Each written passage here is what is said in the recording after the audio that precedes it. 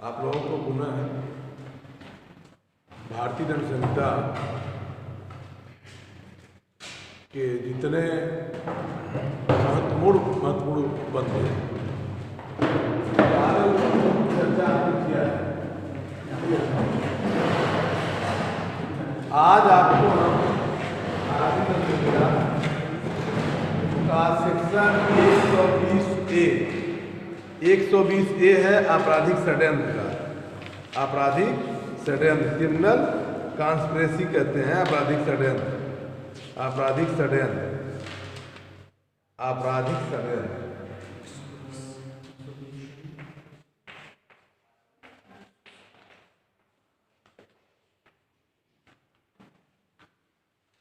आपराधिक षड्यंत्र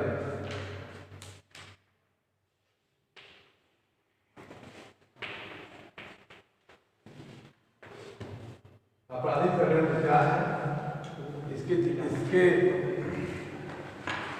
पीछे ये उपबंध है, ध्यान दीजिए कि भारतीय दंड संहिता के मूल अध्याय में यह सेक्शन, यह अध्याय 5A नहीं था, 5A नहीं था। 5A में चैप्टर 5A में ये उपबंध किया गया 1913 में। 1913 के पहले क्रिमिनल कॉन्स्पिरेसी के लिए स्पेशल जो है प्राविजन नहीं थे।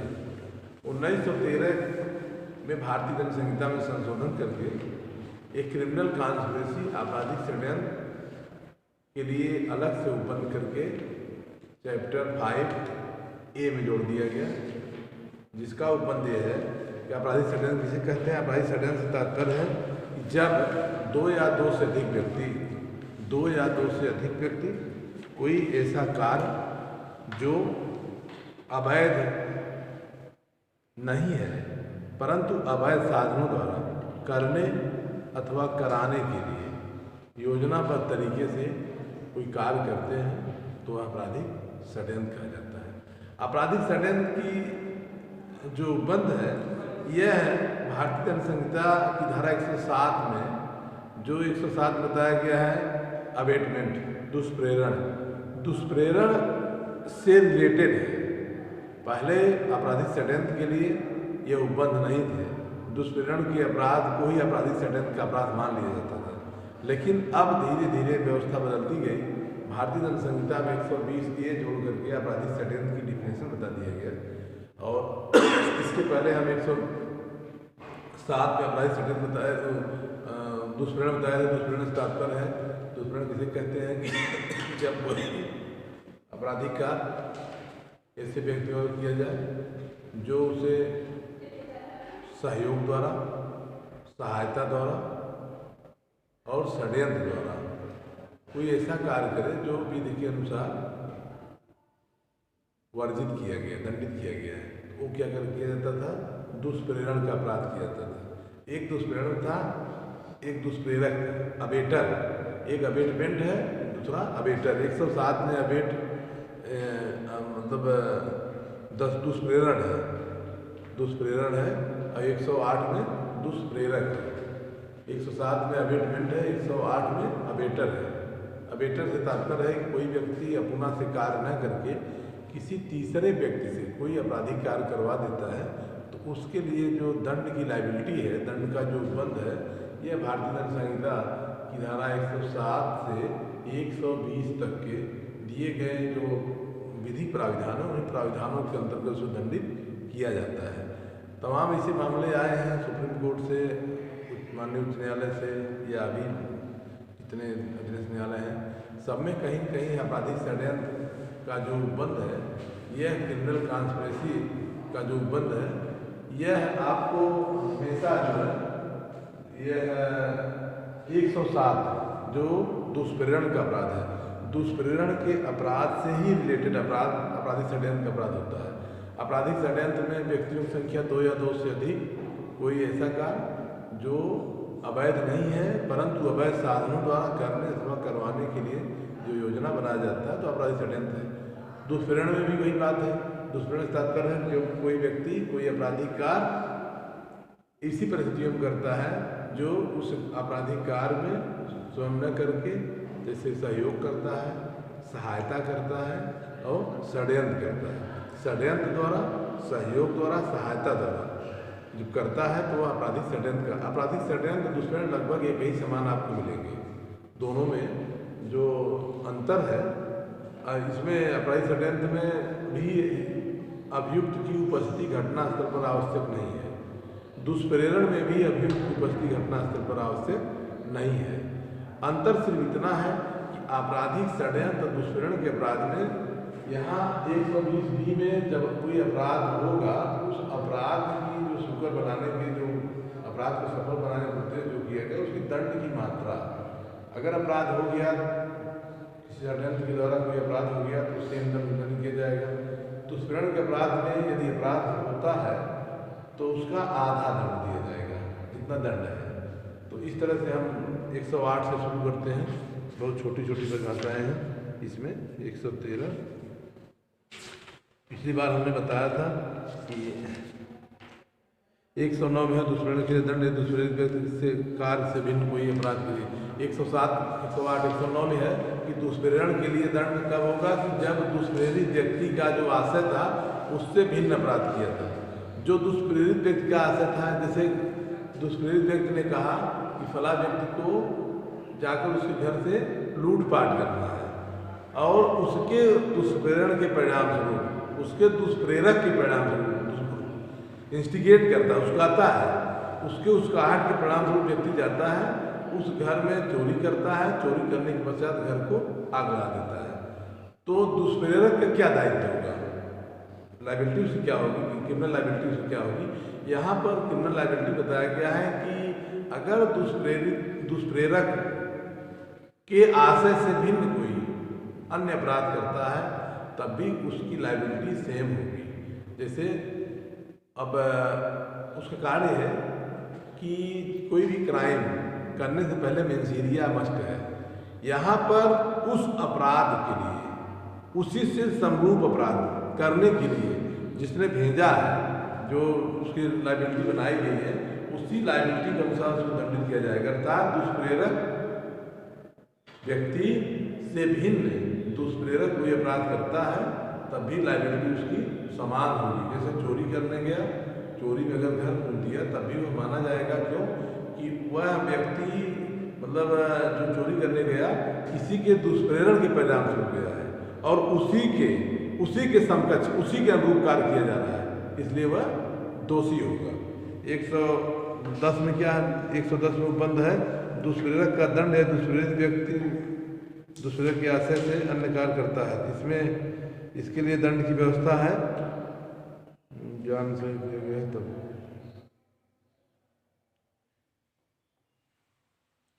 यदि आशय या ज्ञान से भिन्न अपराध किया गया है, दुष्प्रेरक का जो आशय है और दुष्प्रेरक का जो ज्ञान है उससे अगर भिन्न अपराध किया गया है तब भी वह दंड के लिए उत्तरदायित्व का निर्धारण उसका उसी अपराध में किया जाएगा जिस अपराध का उसने दंड किया है। इस तरह से है कि 111 में दुष्प्रेरक का दायित्व, जब एक कार्य का दुष्प्रेरण किया जाता है और उससे भिन्न कोई कार्य, लगभग आपको एक ही समान मिलेगा। जैसे ख को एक गृह जलाने के लिए उसकाता है और वह गृह जलाता है और उसमें से उस समय वह संपत्ति को चोरी कर लेता है, चोरी भी करता है, गृह भी जलाता है, तो दंड की मात्रा जो है जो दोनों अपराध के लिए जो किया उसी दंड से दंडित किया जाएगा। इस तरह से इधर बहुत खास नहीं है। आपको 116 जो महत्वपूर्ण 114 IPC में है घटनास्थल पर अभियुक्त की उपस्थिति। अपराध किए जाते समय अभियुक्त की उपस्थिति, कभी कभी आप ऐसी परिस्थितियाँ देखे हैं कि इसमें ज्वाइंट लाइबिलिटी होता है। ज्वाइंट लाइबिलिटी भारतीय दंड संहिता में कुल जो है कि इतने जगह आपको मिलेगा। 34 में सेक्शन 34, 35, 36, 37, 38, 107, 114,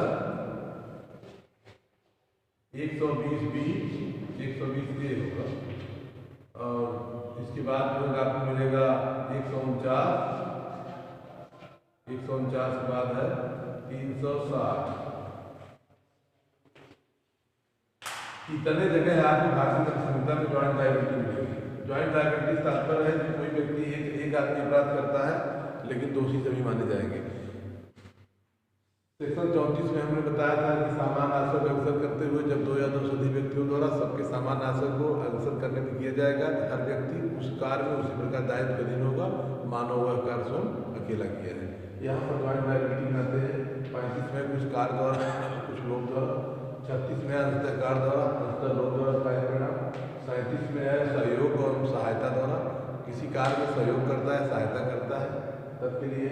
उसी तरह से 38 भी है, 107 आप देख लिए हैं, 107 में 3 तरीके हैं, उसका कार्य द्वारा, सहयोग द्वारा और षड्यंत्र द्वारा। 114 में है अभियुक्त की घटनास्थल पर उपस्थित। अभियुक्त घटनास्थल पर अगर उपस्थित है तभी उस अपराध का दोषी माना जाएगा, भले अपराध नहीं किया। तमाम ऐसे मामले देखे हैं, जैसे उसका करके भेजे कहीं चलो हम चलते हैं, साथ में अपने गए वहाँ कुछ नहीं किए, वो साथ में सिर्फ गए हैं लेकिन अपराध हो जाता है, तो सेम अपराध के लिए घटनास्थल उपस्थित के नाते वहाँ उनको दोषी माना जाएगा। वहाँ उनकी लायबिलिटी संयुक्त होगी, आणविक होगी, कॉन्स्ट्रक्टिव लायबिलिटी। मतलब कॉन्स्ट्रक्टिव मतलब है कि उस अपराध के सृजन करने में उनकी लायबिलिटी, उनका योगदान जो है महत्वपूर्ण रहा है। कभी कभी आप देखे हैं गांव में भी ऐसा होता है कि बच्चे आपस में मारपीट करते हैं, घर वाले कहते हैं चल हम देखते हैं, और घर वाले के जब घर वाले साथ में गए तो बच्चे का बल जो है 4 गुना हो जाता है, वो बड़े से बड़े आदमी को मार पीट देता है। क्यों? वहाँ उसकी लायबिलिटी कॉन्स्टेंट, वहाँ जो गया है साथ में, वहाँ उसका आशय यही रहा है जब हम चलते हैं वहाँ पर उसको कहते हैं कि आणविक उत्तरदायित्व, संयुक्त उत्तरदायित्व, कॉन्स्ट्रक्टिव। कानून में आपको मिलेगा, ये प्रश्न आपको फंसेगा, ये प्रश्न आपको परीक्षा पूछा जाएगा, आपको फरवरी परीक्षा पूछा जाएगा 100%। भारतीय दंड संहिता में संयुक्त उत्तरदायित्व के विभिन्न सिद्धांतों की व्याख्या करिए। आपको सारे नियम लिखना होगा, 114 भी लिखना होगा, 120 भी लिखना होगा। वहाँ पर मतलब घटना स्थल पर अभियुक्त की उपस्थिति मात्र पर्याप्त होती है, ठीक है। और 114 के बाद आपको हम बताते हैं फिर 114 वो 60 में है, देख लीजिएगा। इसके बाद 115 में मृत्यु आजीवन कारावास दंडनीय अपराध के लिए दुष्प्रेरण। यदि अपराध नहीं किया जाता है, यदि अपराध किया जाता है, कोई व्यक्ति मृत्यु या आजीवन कारावास से दंडनीय अपराध का दुष्प्रेरण करता है, तब के लिए दंड की क्या मात्रा होगी। जैसे मृत्यु, अब ध्यान दीजिए, भारतीय दंड संहिता में मृत्यु या आजीवन कारावास संबंधित कितनी धाराएं हैं? कुछ याद है? कुल कितनी धाराएं हैं मृत्यु दंड से संबंधित भारतीय दंड संहिता में? कुल कितनी धाराएं हैं? कुल भारतीय दंड संहिता में, भारतीय दंड संहिता में कुल 511 धाराएं हैं, 511 धाराएं हैं, ठीक। मृत्यु दंड से संबंधित कितनी धाराएं हैं? कुल मृत्यु दंड संबंधित नहीं है, कुल 511 धाराएं हैं। मृत्यु दंड से संबंधित कुल भारतीय दंड संहिता में 11 लिखा गया है, 11। अब पहले 8 था, 3 बढ़ गए, 11 जगह। आजीवन कारावास से संबंधित धाराएं 51 है। कारावास से संबंधित धाराएं 256 शायद, 260, और अन्य में डिफिनेशन है, कितनी चीजें हैं। मृत्यु दंड से संबंधित कुल 11 धाराएं बताई गई हैं। 11 धाराओं में 121, 132, 149, 121, 132, 194, 302, 305, 307, 364, 396, 396, 376, 376 A, 376 B, 300 D, और इसके बाद 396। कुल कितनी जगह है? कितना जगह बताया गया है?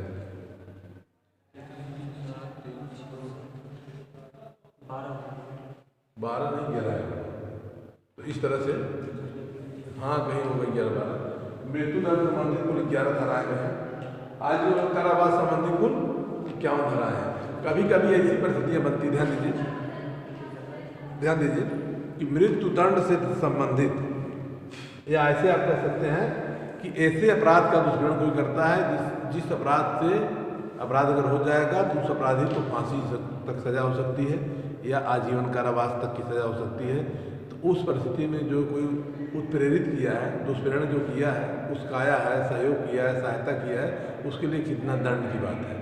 यह बात आपको भारतीय दंड संहिता की धारा 115 मिलती है। भारतीय दंड संहिता की धारा 115 में लिखा गया है, जब कोई मृत्यु आजीवन कारावास दंडनीय अपराध करने का दुष्प्रेरण करेगा, यदि अपराध दुष्प्रेरण हो जाता है तो वह इस संहिता के बंध भात किसी भात से जो दंडित किया जाएगा जिसमें 7 वर्ष से कम नहीं होगी। अगर मृत्यु आजीवन कारावास से दंडनीय अपराध का दुष्कर्म करता है उसको सजा कितनी मिलेगी? 7 साल मिलेगी। ठीक, यदि अपराध करने का परिणाम किया जाता है, यदि उसके परिणाम स्वरूप, उसके दुष्कर्म के परिणाम स्वरूप यदि अपराध हो जाता है तो सजा हो जाएगी 14 साल। अन्यथा अगर केवल उसकाता है, जिसे उसकाया फला आदमी को आप जाइए, फला आदमी डर जाएगा, उसको गोली मार दीजिए। वह गया बंदूक रिवाल्वर लेकर, सारी तैयारी करके वहाँ था, संजोग से वो आदमी उधर से नहीं गुजरा, या गुजरा गया तो ऐसी परिस्थितियों में चला कि गोली वहाँ लग नहीं सकती है। ऐसी परिस्थितियों में यदि जो उसका कर वहाँ भेजा था, जो सहयोग कर भेजा, जो सहायता किया था, मतलब जो 107 का मुलजिम का रोल अदा किया था, उसको अगर अपराध नहीं हुआ तो सज़ा कितनी हो जाएगी? 7 साल। अगर अपराध हो गया सज़ा कितनी होगी? 14 साल। ठीक, 115 में है, 116 में आपको 116 में है कि कारावास दंडनीय अपराध का दुष्प्रेरण यदि अपराध हो जाता है, कारावास, अभी इसमें आपको यही मिलेगा, दुष्प्रेरण जो करता है, अबेटमेंट करता है, कारावास से दंडनीय है, तो उसमें कितना सजा होगी? कारावास से दंडनीय है तो यदि सेवक द्वारा यदि दुष्प्रेरण का अपराध किसी लोक सेवक द्वारा जिसका वह कर्तव्य का निर्वहन कर रहा हो, जरूरी नहीं है प्राइवेट आदमी, कोई सरकारी आदमी भी अगर है तो अबेटमेंट करता है, दुष्प्रेरण करता है, तो कारावास दंडनीय है, तब क्या होगा? अगर प्राइवेट आदमी है तो उसको सजा जो है कि कितना होगा? सबसे दीर्घतम अवधि का 1/4 होगा। अगर उसकी सजा अगर मान लीजिए कि 8 साल है तो 8 साल की सजा का दंड कितना होगा? 2 साल। तो यह कारावास दंडनीय अपराध का दुष्प्रेरण करता है तब। लेकिन अगर सरकारी कर्मचारी है तब के लिए दंड कितना होगा? तब के लिए दीर्घतम अवधि का आधा भाग। मतलब अगर सरकारी कर्मचारी है तो उसको ज़्यादा सजा मिलेगी। क्यों? वो समझ रहा है, जान रहा है, लोक सेवक अगर है तब जान रहा है। 100 ये तो हो गया मिथ्या कारावास है, तमाम इसमें दृष्टांत दिए गए हैं, दृष्टांत बहुत जरूरत नहीं है। क्या जो लोक सेवक अपने पति कर्तव्य निर्वहन में इसे करता है, छोड़िए। 117 में लोक साधारण या 10 से अधिक व्यक्तियों द्वारा अपराध किए जाने का दुष्प्रेरण। जो कोई लोक साधारण द्वारा या 10 से अधिक व्यक्तियों द्वारा संख्या में किसी वर्ग द्वारा किसी दुष्प्रेरण करेगा और कठिन कारावास जिसके बाद 3 वर्ष या 2 दंड किया जाए। कभी कभी ऐसा होता है ना कि लोग जो है कि ऐसी परिस्थितियों में अपराध करते हैं, जैसे कि कोई ग्रुप है, उसको उसका करके काम अपराध करवाने का करते हैं, गैंगवार कराने का प्रयास करते हैं, ऐसे लोग करते हैं। उसके लिए 118 में मृत्यु या आजीवन कारावास दंडनीय अपराध की परिकल्पना को छिपाना। मृत्यु या आजीवन कारावास से दंडनीय अपराध की परिकल्पना को छिपाना। जो कोई मृत्यु या आजीवन कारावास दंडनीय अपराध की परिकल्पना को सुकर बनाने के आशय से तद्वारा सुकर बनाया जाए, ऐसे अपराध के किए जाने के लिए स्वेच्छा से लोभ करेगा, छिपाएगा, उसके लिए दंड है। यदि अपराध कर दिया जाता है तो किसी बात कारावास जिसकी वजह 7 वर्ष होगी। यदि अपराध नहीं किया जाता है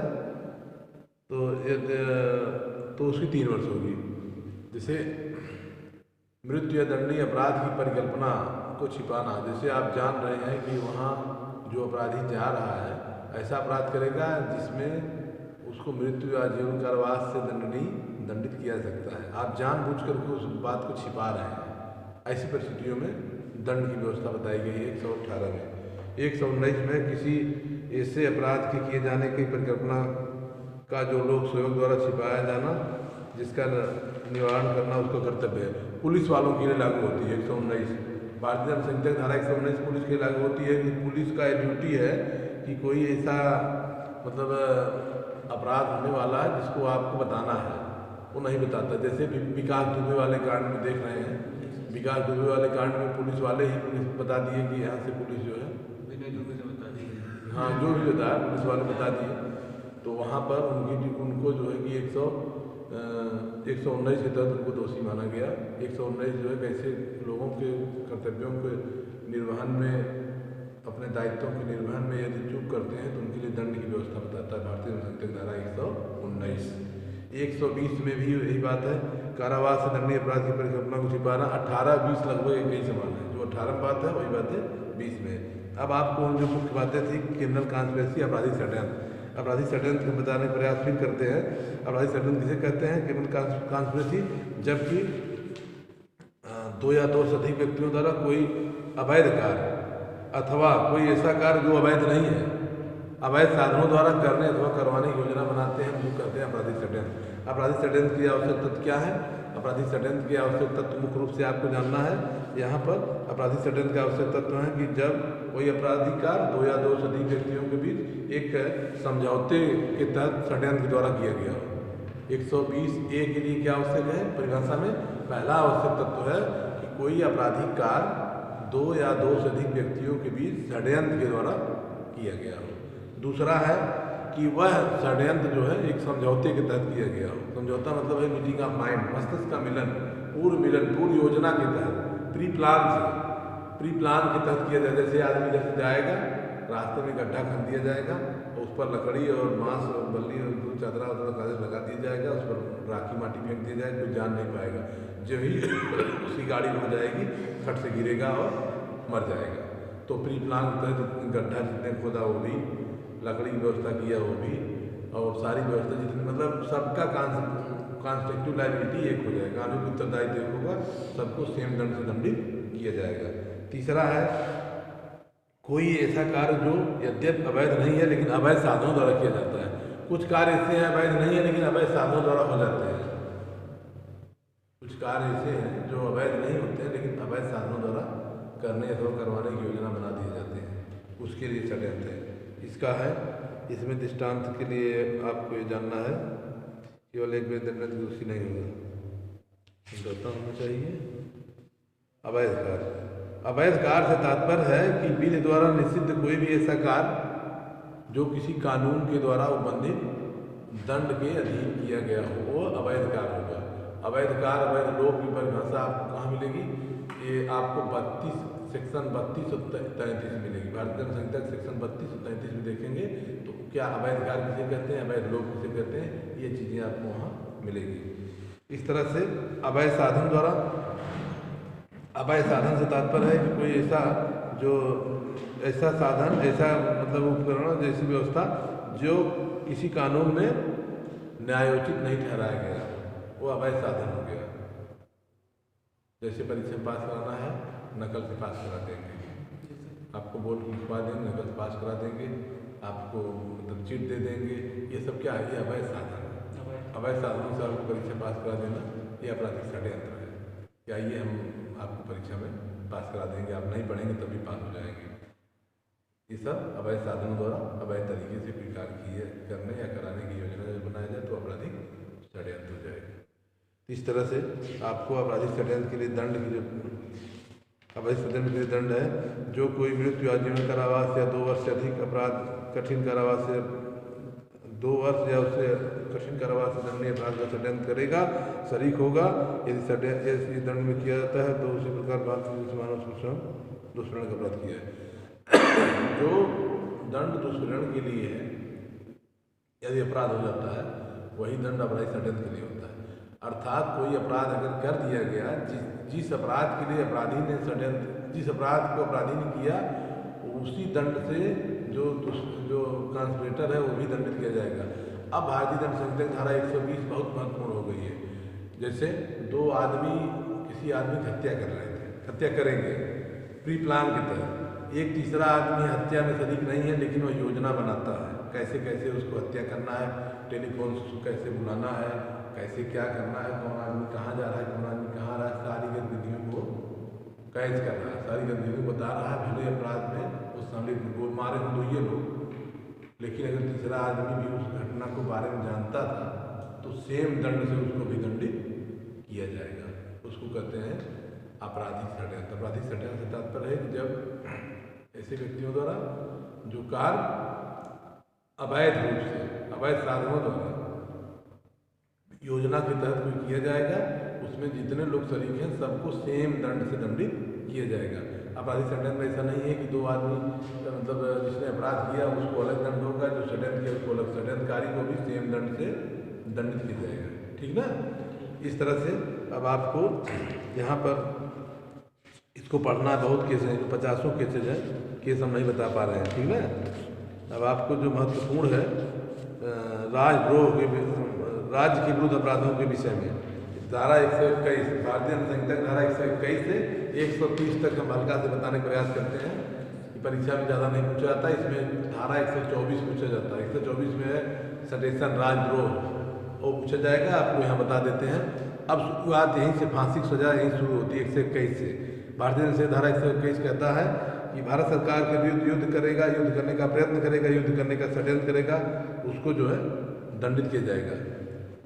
इसमें है भारतीय दंड संहिता धारा 121 में, जो कोई भारत सरकार के विरुद्ध युद्ध करेगा, युद्ध करने का प्रयत्न करेगा, युद्ध करने का षड्यंत्र करेगा, ऐसे षड्यंत्रकारी को भारतीय दंड संहिता धारा 121 का दोषी माना जाएगा। जैसे अफजल गुरु को आप नाम सुने थे, अफजल गुरु संसद भवन पर हमला करवाए थे, उनको फांसी सजा हुई थी। 2001 में भारतीय संसद भवन पर हमला हुआ था, हाँ, उसमें फांसी सजा हुई थी। तो ये क्या था, भारत सरकार के विरुद्ध युद्ध करने का षड्यंत्र किया था, तो उसको आजीवन कारावास जो है या तो फांसी की सजा हो जाएगी। ठीक ना, ये ज़्यादा नहीं पूछा जाता है।